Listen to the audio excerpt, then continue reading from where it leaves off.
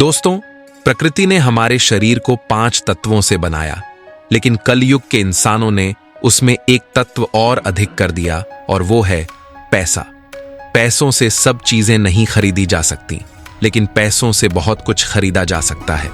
आज की ये कहानी आपको 5 ऐसी दुर्लभ और महत्वपूर्ण बातें बताएगी जो यदि आपने स्मरण कर ली और अपने जीवन में अमल कर लिया तो वो कभी अपने जीवन में गरीब नहीं रह सकता, कभी उस मनुष्य को धन की कमी नहीं हो सकती। ये 5 बातें आपके जीवन में बहुत काम आने वाली हैं। इस कहानी में एक सन्यासी महात्मा ने बताया कि आखिर ये गरीब रूपी अभिशाप हमें क्यों भोगना पड़ता है। मित्रों, कहानी शुरू करने से पहले आप सभी से मेरा अनुरोध है कि सच्चे दिल से कमेंट में जय माता लक्ष्मी और हर हर महादेव जरूर लिखें।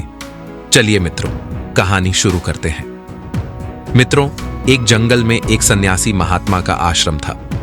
वहां वो साधु महात्मा एकांत में तपस्या किया करते थे। उस आश्रम पर एक तोता अक्सर आया करता था। वो तोता और सन्यासी महात्मा अक्सर ज्ञान की बातें किया करते थे। जब भी तोते का मन नहीं लगता था तो वो उसी आश्रम पर पहुंच जाता था। फिर एक दिन तोता उड़ता हुआ आश्रम पर जा पहुंचा। वहां जाकर तोते ने सन्यासी महात्मा को प्रणाम किया और बोला, हे गुरुदेव, आज मुझे अच्छा नहीं लग रहा है। कोई ऐसी कहानी सुनाओ जिससे मेरे मन को शांति मिले और कुछ ज्ञान प्राप्त हो। ऐसी कहानी सुनाओ जिससे दुनिया के लोग कुछ सीख सके, क्योंकि ज्ञानी का धर्म है कि वो अपने ज्ञान से लोगों का भला करे, उनका मार्गदर्शन करे, उन्हें मुश्किल वक्त से निकलने का उनको रास्ता बताए। तब महात्मा कहते हैं, हे तोता, मैं तुम्हें बहुत अच्छी कहानी सुनाती हूं। ये कहानी लोगों की गरीबी मिटा देगी, लोगों को धनवान बना देगी। तुम इस कहानी को ध्यान देकर सुनना। तब महात्मा कहते हैं, प्राचीन समय की बात है। किसी नगर में एक गरीब औरत रहती थी। उस गरीब औरत के 6 बेटे थे। वो औरत इतनी गरीब थी कि 2 वक्त की रोटी भी उसे ठीक से नसीब नहीं होती थी। उसका और उसके बेटों का कभी ठीक से पेट नहीं भर पाता था। उसने अपने जीवन में कभी अच्छे वस्त्र और अच्छा भोजन नहीं देखा था। वो गरीब महिला अपने साथ अपने बेटों को भी लेकर एक साहूकार के यहाँ नौकरी किया करती थी। साहूकार उसे नौकरी के बदले में प्रतिदिन 3 पाई दिया करता था। वो 3 पाई के दाने अपने घर पर लेकर आती थी, तब कहीं अपने लिए घर पर भोजन बना पाती थी। उन 3 पाई से जौ के दानों से जो भोजन बनता था, उसे उस गरीब महिला का और उसके बेटों का कभी पेट नहीं भर पाता था। क्योंकि उसका बहुत विशाल परिवार था, इसीलिए भोजन बहुत कम पड़ जाता था। परिवार के अधिकतर लोग भूखे रह जाते थे। वो महिला पढ़ी लिखी तो थी नहीं और ना ही वो कभी अपने बेटों को पढ़ा पाई थी, इसीलिए कहीं ढंग का काम भी नहीं मिलता था। पेट पालने के लिए वो और उसके बेटे साहूकार का काम करने चले जाते थे। साहूकार की मजदूरी ही उसकी जीविका का साधन था। साहूकार भी बहुत चालाक आदमी था। वो जानता था कि इन अनपढ़ गवार को कोई काम तो देगा नहीं, और ना उनकी घर की स्थिति इतनी ज्यादा अच्छी है जो ये हर दिन बैठकर खा सके। इसलिए वो काम के बदले में केवल 3 पाई देकर ही उन्हें बहला दिया करता था। मित्रों, इस दुनिया में आपकी कमजोरी का फायदा उठाने वाले बहुत बैठ, जैसे बिल में रहने वाले मेंढक और छोटे छोटे जीवों को सांप खा जाता है, उसी तरह विरोध ना करने वाले को और कमजोर लोगों को धूर्त और चालाक लोग खा जाते हैं। साहूकार उस महिला को धमका कर रखता था, इसलिए वो भय की वजह से साहूकार के यहाँ काम करती थी और उस काम धंधे को त्याग नहीं पाती थी। दिन भर काम करने के बाद भी उनका कभी ठीक से पेट नहीं भर पाता था। एक समय की बात है, वो गरीब महिला शाम के समय अपने चूल्हे में लकड़ी जला रही थी। वो भोजन बनाने की तैयारी कर रही थी। तब तक वो क्या देखती है कि पड़ोस में रहने वाली एक वृद्ध माता उसके पास आती है और कहती है, अरे बेटी, तुम रोज इसी तरह से साहूकार के यहाँ काम करने के बाद घर आती हो और शाम को आने के बाद तुम अपने लिए भोजन बनाती हो, तब कहीं जाकर तुम खाती हो और सुबह को फिर जल्दी साहूकार के यहाँ काम पर चली जाती हो। तुम एक काम क्यों नहीं करती? तुम्हारे 6 बेटे हैं, तुम इनमें से अपने एक बेटे का विवाह कर दो। तुम्हारे घर में जब बहू आ जाएगी तो तुम्हारे लिए काफी सुविधाएं हो जाएंगी। वो घर को संभाल लेगी। उस वृद्ध माता को नहीं मालूम था कि महिला के ज्येष्ठ बेटे का विवाह पहले ही हो चुका था। उस गरीब महिला ने बताया, हे माता, मेरे बड़े बेटे का विवाह तो हो चुका है, उसकी बहू इस समय अपने मायके में रहती है। तब वृद्ध माता कहती, हैर, तो तुमने भोजन बनाने के लिए अपनी बहू को बुलाया क्यों नहीं? महिला ने जवाब दिया, हे माता, आप तो सब कुछ देख रही हैं कि हमारे घर की हालत क्या है। ना तो बारिश से बचने के लिए सिर पर छत है और ना लेटने बैठने के लिए कोई चारपाई। बहू को बुलाकर हम उसे कहां रखेंगे, और हमारे घर पर कोई अच्छे सही सलामत वस्त्र भी नहीं है जिन्हें बिछाकर वो बेचारी रात बिता सके। यहां अपने लिए भी पेट भरने को भोजन नहीं है। बहू आ जाएगी तो उसका खर्च कैसे करेंगे, इसलिए हम उसको नहीं लाते हैं। तब वो वृद्ध माता पूछती है, अरे बेटी, तुम्हारे पुत्र की शादी हुए कितना समय हो चुका है? तब वो गरीब महिला कहने लगी, अरे माता जी, हमारे पुत्र की शादी हुए 2 साल हो चुके हैं। वृद्ध महिला ने पूछा कि जब 2 साल हो चुके हैं तो क्या तब से लेकर अब तक तुम्हारी बहू तुम्हारे घर पर नहीं आई है? गरीब महिला ने कहा, हाँ, वो मेरे घर पर अभी तक नहीं आई है क्योंकि हमने उसे बुलाया ही नहीं। तब बुढ़िया कहती हैं, बेटी, तुम ऐसे कब तक परेशान रहोगी, इसलिए अपनी बहू को अपने घर बुलवा लो। उस महिला ने जवाब दिया, लेकिन माताजी, हमें माफ करना, हमारे पुत्र के पास में सही सलामत वस्त्र भी नहीं है जो उन्हें पहनकर वो अपने ससुराल जाकर बहू को बुला लाए। तब बुढ़िया ने कहा, अगर ऐसी बात है तो तुम चिंता मत करो, मेरे घर से मेरे बेटे के वस्त्र ले जाओ और उन्हें पहनाकर तुम अपने बेटे को भेज दो। वो बुढ़िया उस गरीब महिला को अपने साथ लेकर अपने घर गई और अपने घर से अपने बेटे के वस्त्र निकाल कर लाई और कहा, इन वस्त्रों को तुम ले जाओ और अपने बेटे को पहना दो। अपने बेटे से कहना कि वो ससुराल जाकर अपनी बहू को बुला लाए। वो गरीब महिला उन वस्त्रों को लेकर जब अपने घर पर आती है और अपने बड़े बेटे को बुलाती है, फिर अपने बेटे से कहती है कि बेटे, इन वस्त्रों को पहनकर तुम अपनी ससुराल चले जाओ और अपनी पत्नी को बुलाकर ले आओ।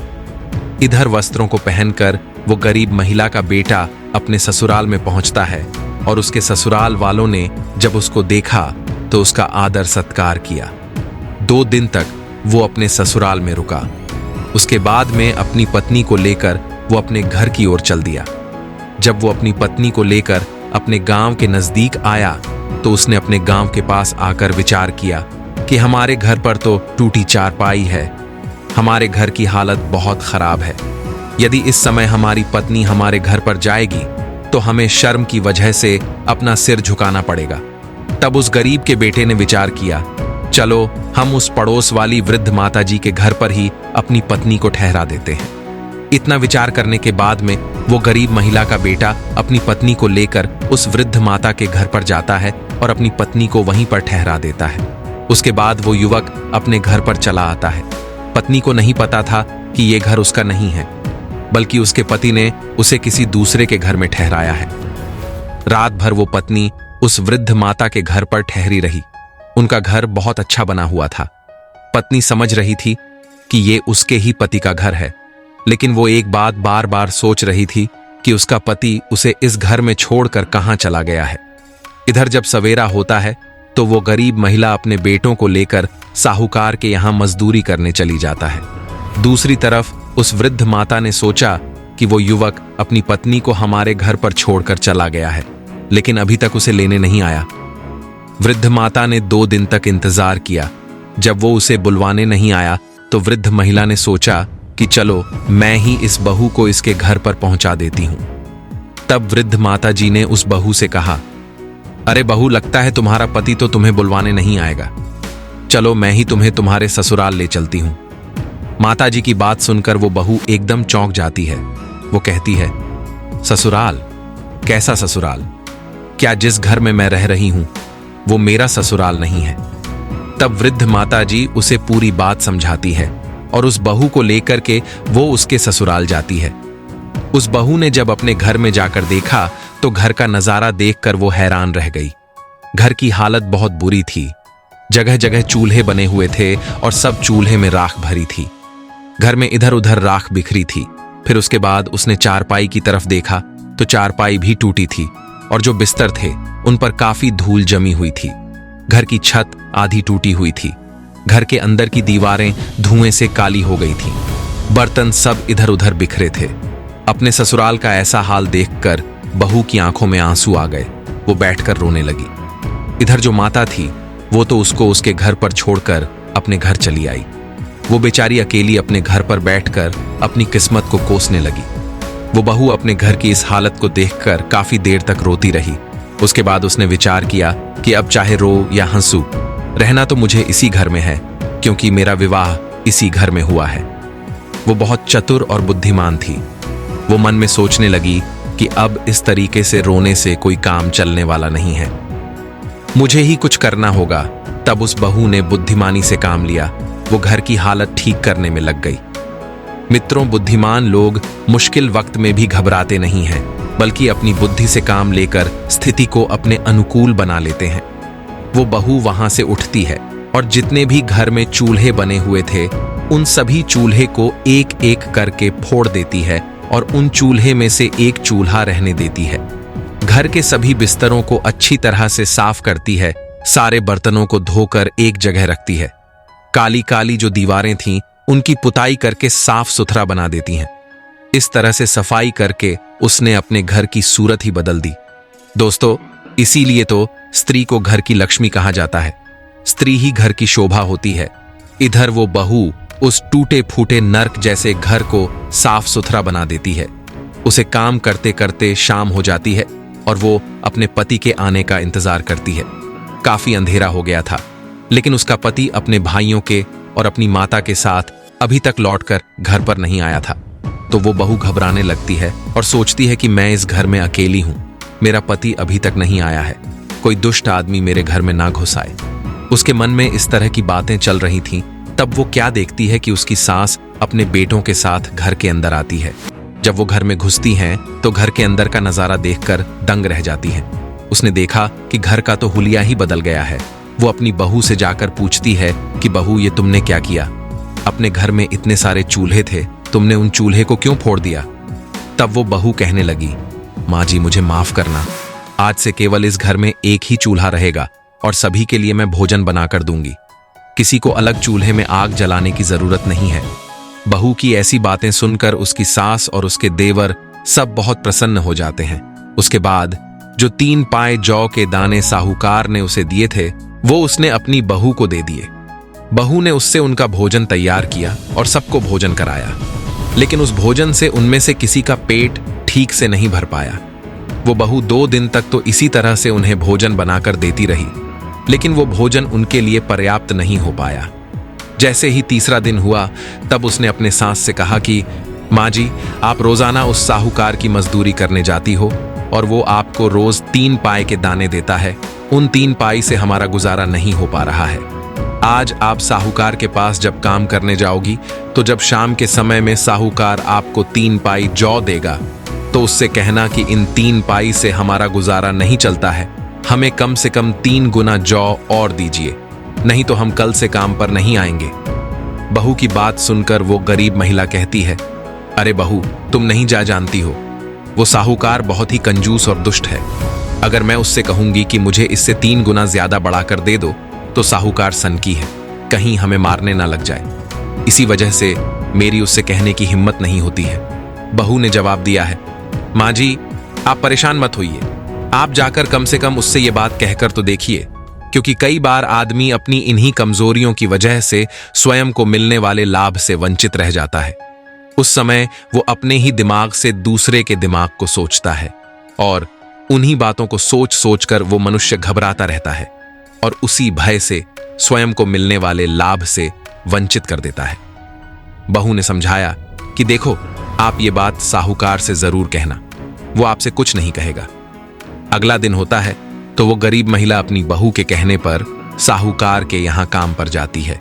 पूरे दिन साहूकार का काम करती है और शाम के समय 3 पाई के दाने लेकर जब साहूकार आता है और उस गरीब महिला को देता है तो वो कहती है कि साहूकार जी, आप इतने कम दाने मुझे देते हो, इनसे हमारा गुजारा ठीक से नहीं हो पाता है, इससे 3 गुना दाने हमें और बढ़ाकर दे दिया करो। हमारा परिवार बड़ा है, अब तो हमारे घर में हमारी बहू भी आ गई है। उस महिला के इतना कहने पर साहूकार ने 3 गुना और बढ़ाकर उसे अनाज दे दिया। उस अनाज को लेकर वो गरीब महिला प्रसन्न होते हुए अपने घर चली जाती है। उसके बाद उस बहू ने उस अनाज को पीसकर भोजन बनाया। उस दिन सभी लोगों ने पेट भर खाना खाया। अब तो कुछ दिन तक इसी तरह से चलता रहा। एक दिन बहू ने फिर अपनी सास से कहा, माँ जी, आज जब आप काम पर जाओ तो साहूकार से फिर से कहना कि वो अनाज की मात्रा और बढ़ा दे। इतना हमारे घर के लिए पर्याप्त नहीं हो रहा है। तब उसकी सास बोली, अरे बहू, क्या पागल हो गई हो? पिछली बार तो उसने बढ़ा दिया था। यदि अब मैंने उससे कहा तो वो मुझ पर बहुत गुस्सा करेगा। एक बार तो मैंने हिम्मत जुटाकर उससे कह दिया, अब दोबारा मुझ में इतनी हिम्मत नहीं है जो मैं उससे कह पाऊं।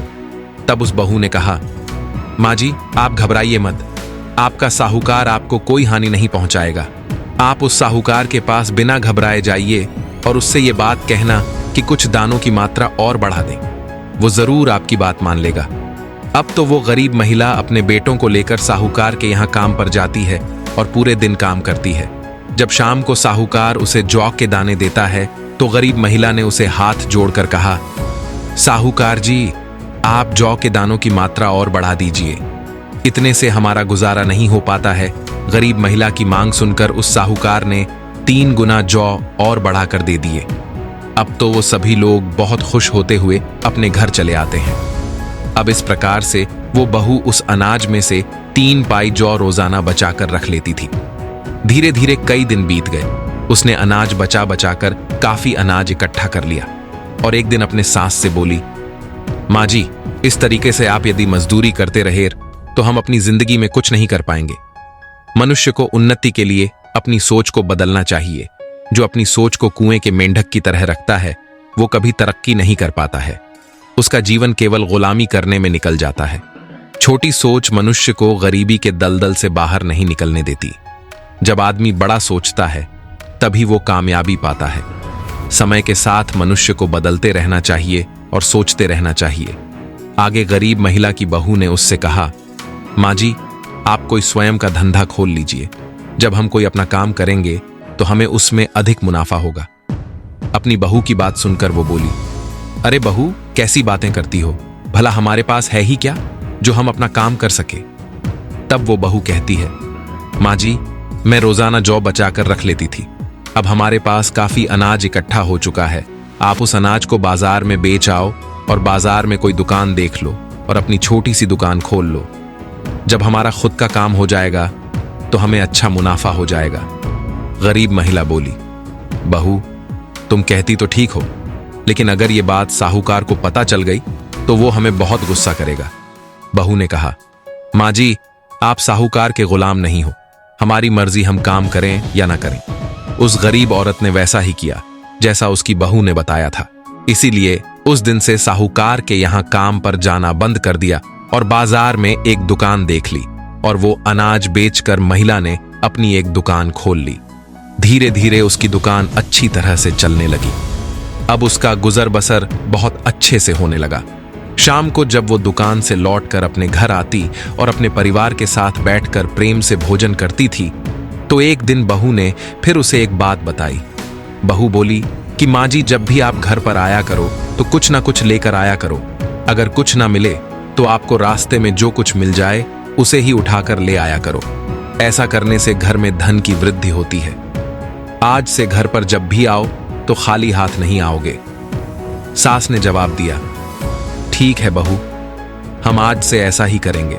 इधर अगला दिन हुआ और वो गरीब महिला अपनी दुकान पर पहुंची। अपने सभी बेटों के साथ पूरे दिन दुकान पर रहती और शाम को जब घर पर आती थी तो कुछ ना कुछ लेकर आती थी। चाहे रास्ते में उसे एक कागज ही मिल जाता तो वो उसे ही उठा लाती थी। बहू उस चीज को ठीक से कोने में संभाल कर रख देती थी। इस तरह से कुछ दिनों तक ऐसा ही चलता रहा। एक दिन क्या होता है कि उसकी सास जब दुकान से लौटकर घर की ओर आ रही थी तो उसे घर पर ले जाने के लिए कुछ भी नहीं मिला। तो वो सोचने लगी कि यदि मैं खाली हाथ घर पर गई तो बहू मुझसे पूछेगी तो मैं क्या कहूंगी। तब वो हम पर बहुत नाराज होगी। तब उसने देखा कि रास्ते में एक मरा हुआ सर्प था। वो गरीब महिला सर्प के पास में गई और सोचने लगी, ये तो मरा हुआ सर्प है, क्यों ना आज मैं इसको ही घर पर ले जाऊं। उसके बाद वो एक लाठी से उस सर्प को उठाती है और अपने घर पर ले आती है। इधर जब उसकी बहू देखती है कि उसकी सास एक मरे हुए सर्प को घर में लाई है तो वो कहती है, अरे माँ जी, आज आप ये क्या ले आए हो? ये तो सर्प है, ये कोई घर में लाने की चीज नहीं है। सास ने कहा है, बहू तुमने ही तो कहा था कि कुछ ना कुछ लेकर आया करो, खाली हाथ मत आया करो। आज मुझे कोई वस्तु नहीं मिली, केवल ये मरा हुआ सर्प ही मिला था, तो मैं इसे उठा लाई। इसमें मेरी क्या गलती है? बहू बोली, कोई बात नहीं, इसे छत के ऊपर फेंक दीजिए। उस बहू ने उस सर्प को अपनी छत के ऊपर फेंक दिया। एक दिन उसी नगर के राजा की रानी का एक कीमती हार एक चील लेकर आकाश में उड़ गया, और वो चील उस हार को लेकर के उस बहू के घर की छत के ऊपर से गुजरा। चील की नजर छत पर गई और उसे मरा हुआ सर्प दिखाई दिया। चील जो कीमती हार लेकर आया था, वो हार तो उसने छत पर ही छोड़ दिया और उस मरे हुए सर्प को उठा कर ले गया। इधर अगले दिन वो बहू अपने कपड़े सुखाने के लिए छत पर पहुंची तो उसकी नजर उस हार पर गई। वो उस हार को उठा लाती है और उस कीमती हीरे के हार को देखकर बहुत प्रसन्न होती है। उसने वो हार अपनी संदूक में छुपा कर रख दिया। इधर पूरे नगर में ये बात फैल गई कि रानी का हार चील लेकर चला गया। राजा ने पूरे नगर में घोषणा करवा दी और अपने सैनिकों को चारों दिशाओं में भेज दिया कि पता करो कि वो चील उस हार को लेकर कहां गया है। वो हार जिस व्यक्ति को मिल जाए वो तुरंत राज दरबार में पहुंचा दे। वो हार हमारी रानी का है। जो कोई उस हार को पहुंचाएगा उसे हम बहुत सारा इनाम देंगे। सारे शहर के लोग उस हार की तलाश में लग गए। इधर ये बात उस बहू को मालूम हुई कि रानी का हार बताने वाले को या पहुंचाने वाले को राजा साहब मुंह मांगा इनाम देंगे। लेकिन वो राजा कई दिनों तक इंतजार करता रहा कि कोई उस हीरे के हार को लेकर के आएगा, पर अभी तक किसी ने हार नहीं पहुंचाया। अब तो राजा को गुस्सा आने लगा। राजा अपने सैनिकों से और मंत्रियों से कहता है, जल्दी से पूरे नगर में ये खबर फैला दो कि वो हार अभी तक कोई लेकर नहीं आया है। अगर वो हार किसी को मिल गया और अगर किसी के घर में रखा पाया तो राजा उसे कठोर दंड देंगे। यह खबर उस गरीब महिला को जब पता चलती है तो वह अपनी बहू से कहती है, बहू राजा का हार चोरी हो गया है। पहले तो राजा ने हार देने वाले को इनाम की घोषणा की थी, लेकिन अब राजा ने कहा कि जिसके पास हार होगा उसे सजा दी जाएगी। बहू तो जानती थी कि वो हार उसी के पास है, लेकिन उसने अपने सास को नहीं बताया। बहू ने अपने सास से कहा कि माँ जी आप एक काम करिए, एक झूठ मूठ की पौथी लेकर राजा के दरबार में ज्योतिषी बनकर जाइए और राजा के सामने पौथी खोलकर राजा से कहना कि आपका कीमती हार आपके महल के पीछे कचरे के ढेर में है। बहू की बात सुनकर वो महिला घबरा गई और कहने लगी, बहू तुम पागल हो गई हो क्या? अरे मैं उस हार के बारे में जानती तक नहीं हूं। अगर मैं राजा के सामने जाकर झूठ बोलूंगी तो राजा मुझे दंड देगा। बहू ने जवाब दिया, माँ जी आप घबराते क्यों हो? मैं जो कह रही हूं आप उसे करिए। इस प्रकार से उस गरीब बहू की बातों पर उस महिला ने विश्वास कर लिया, क्योंकि आज तक उस बहू के बताए हुए रास्ते पर ही वो चलती आ रही थी। अब तो वो झूठ मूठ की ज्योतिषी बन गई और पौथी लेकर राजा के दरबार में पहुंच गई और राजा से कहा, महाराज मैं एक बहुत ही विद्वान ज्योतिषी हूं। मैंने आपके हार का पता लगा लिया। आपका हार आपके महल के पीछे कचरे में है। राजा ने जब उसकी बातों को सुना तब राजा ने अपने सिपाहियों को बुलवाया और कहा कि जाइए हमारे महल के पीछे जो कचरा है उसमें से हार को ढूंढिए। राजा के सिपाहियों के पहुंचने से पहले वो हार उस बहू ने राजा के महल के पीछे जाकर फेंक दिया और हार को फेंक करके वो चुपचाप अपने घर लौट गई। इधर राजा के सिपाही जब उस हार को ढूंढने के लिए राजा के महल के पीछे गए तो उनको वो हार मिल गया। वो हार लाकर उन्होंने राजा को सौंप दिया। तब वो राजा उस गरीब महिला से बहुत ही प्रसन्न होता है और कहता है कि तुमने हमारा हार बता दिया है, इसलिए हमसे तुम कोई भी वरदान मांग लो। तब वो महिला कहने लगी, हे राजा साहब आप हमें माफ कर दीजिएगा। हम अपने घर में जाकर के अपनी बहू से और अपने बच्चों से सलाह करने के बाद ही आपसे कुछ मांगे। तब राजा ने कहा, ठीक है, जाओ तुम अपने बहू और बच्चों से सलाह लेकर आओ। अब वो गरीब महिला अपनी बहू के पास आती है और कहती है कि वो राजा मुझसे कोई इनाम मांगने के लिए कह रहा है। मैं क्या मांगू? तब बहू कहती है कि माँ जी आप जाइए और पहले राजा से आप वचन ले लेना, फिर उसके बाद में जब वो राजा वचन दे दे तब उससे मांगना, कहना कि महाराज इस बार जब दिवाली आएगी तो किसी के घर में भी दिया ना जले। नगर का कोई भी व्यक्ति अपने घर में दिया ना जलाए। राजा से आप इतना ही मांग लेना। बहू की बात सुनकर वो गरीब महिला घबरा गई और कहने लगी, बहू, ये तुम क्या कह रही हो? ये बात सुनकर तो राजा मुझे फांसी पर लटका देगा। तब बहू ने कहा, माँ जी, आप घबराइए नहीं, मैं आपसे जो कह रही हूं आप वैसा करिए। अब बहू के बार बार आग्रह करने पर वो गरीब महिला राजा के पास जाती है और राजा से कहती है कि राजा साहब, पहले आप वचन दीजिए, तभी हम आपसे मांगेंगे। यदि आप वचन नहीं दोगे तो हम नहीं मांगेंगे। राजा ने वचन दिया और कहा कि आप जो मांगोगे हम वही आपको देंगे। तब उस महिला ने राजा से वही बात कह दी जो उसकी बहू ने बताई थी। इस बार दिवाली आ रही है और हमारी आपसे मांग है कि इस बार दिवाली पर नगर का कोई भी व्यक्ति अपने घर दीपक ना जलाए। पूरे शहर में अंधेरा रहना चाहिए। दीपक केवल हमारे ही घर में जले। गरीब महिला की बात सुनकर राजा गुस्से से भर गया और कहने लगा, क्या तेरा दिमाग खराब हो गया है? मैं कैसे पूरे शहर में अंधेरा करवा दूं? गरीब महिला ने कहा, महाराज, गुस्सा क्यों करते हो?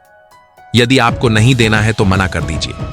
काफी सोच विचार करने के बाद राजा ने कहा, ठीक है, हमने वचन दिया है तो हम अपने वचन को पूरा करेंगे। राजा ने पूरे शहर में यह खबर भिजवा दी, इस बार दिवाली पर कोई दिया नहीं जलाएगा, केवल इस महिला के घर में ही दीपक जलेगा। अब वही होता है और जब धनतेरस आती है तो किसी के घर में एक भी दिया नहीं जलता है, केवल उसी महिला के घर में उसकी बहू दीपक जलाती है। इधर जब शाम के समय माता लक्ष्मी रिद्धि सिद्धि को अपने साथ लेकर उसी नगर में आती है तो माता लक्ष्मी ने देखा कि आज पूरे नगर में, पूरे शहर में अंधेरा ही अंधेरा है। माता लक्ष्मी ने रिद्धि सिद्धि से कहा, भला ये क्या बात है? तब रिद्धि सिद्धि ने माता लक्ष्मी को हाल बताया। माता लक्ष्मी वहीं रुकती है जिस घर में प्रकाश होता है, जिस घर में प्रेम होता है, जहां लड़ाई झगड़ा नहीं होता, जहां शांति होती है, जहां पर उजाला होता है। अब माता लक्ष्मी रिद्धि सिद्धि को अपने साथ लेकर पूरे शहर में प्रकाश ढूंढने लग जाती है। प्रकाश को ढूंढते ढूंढते जब माता लक्ष्मी आगे बढ़ी तो वो क्या देखती है कि उसी गरीब महिला के घर में घी का दीपक जल रहा था और उसके घर वाले सब सो रहे थे। इधर माता लक्ष्मी उस गरीब के घर में जाकर बैठ जाती है और उसके घर पर अपनी कृपा बरसा देती है।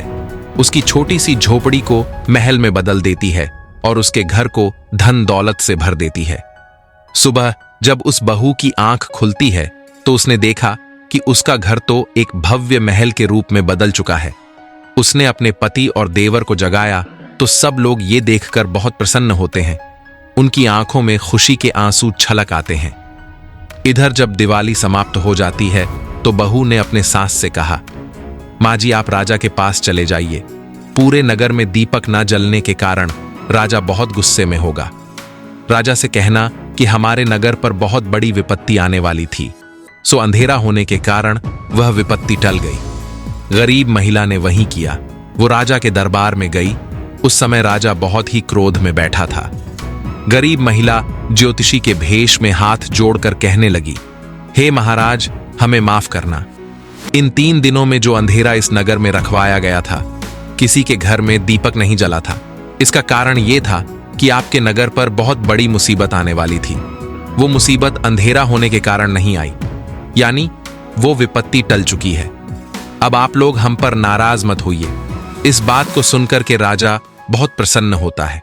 इसके बाद वो राजा उस गरीब महिला को और भी बहुत सारा मुंह मांगा इनाम देता है। उधर वो सन्यासी महात्मा तोते से कहते हैं, हे तोता, एक बुद्धिमान बहू की चतुराई से उनकी गरीबी अमीरी में बदल गई। नर्क जैसा दिखने वाला वो घर स्वर्ग बन गया। कहते हैं कि बुद्धिमानी और विवेक से किया गया काम हमेशा सफल होता है और वो आपको सुख की ओर ले जाता है। तब महात्मा बोले, हे तोता, जो मनुष्य मेरी इन 5 बातों को ध्यान नहीं रखता है वो हमेशा गरीबी से बंधा रहता है।